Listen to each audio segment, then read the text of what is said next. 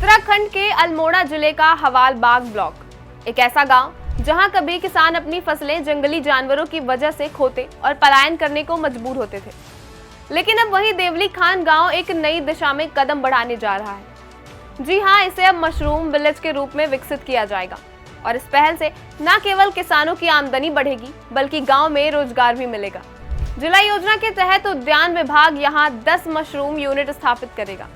हर unit में लगभग 2.5 लाख रुपए का निवेश होगा, लेकिन किसानों को सिर्फ 25,000 रुपए ही देने होंगे, क्योंकि बाकी 90% सब्सिडी का बोझ सरकार उठाएगी।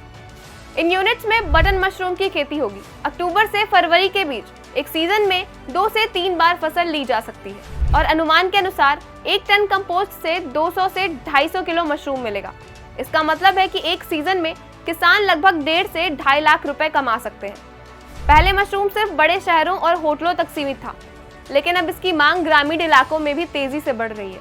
सब्जी, सूप, स्नैक्स या पाउडर, हर जगह लोग इसे पसंद कर रहे हैं। यही कारण है कि किसान अब पारंपरिक फसलों की जगह मशरूम उत्पादन की ओर कदम बढ़ा रहे हैं।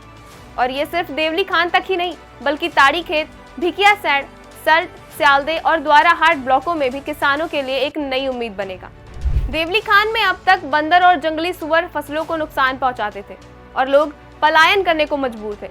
लेकिन अब मशरूम यूनिट लगने से खेती एक सुरक्षित और लाभकारी विकल्प बन जाएगी। यही नहीं, बाहर गए लोग भी वापस लौटकर उत्पादन से जुड़ सकते हैं। यानी ये सिर्फ एक खेती की योजना नहीं, बल्कि गांव बचाने और किसानों की जिंदगी सुधारने की पहल है। तो देवली खान अब सिर्फ अल्मोड़ा की नहीं, बल्कि पूरे उत्तराखंड की पहचान बनने जा रहा है। 90% सब्सिडी, रोजगार के मौके और पलायन पर रोक, इस पहल से किसानों को आर्थिक सहारा और नई उम्मीद दोनों मिलेंगे।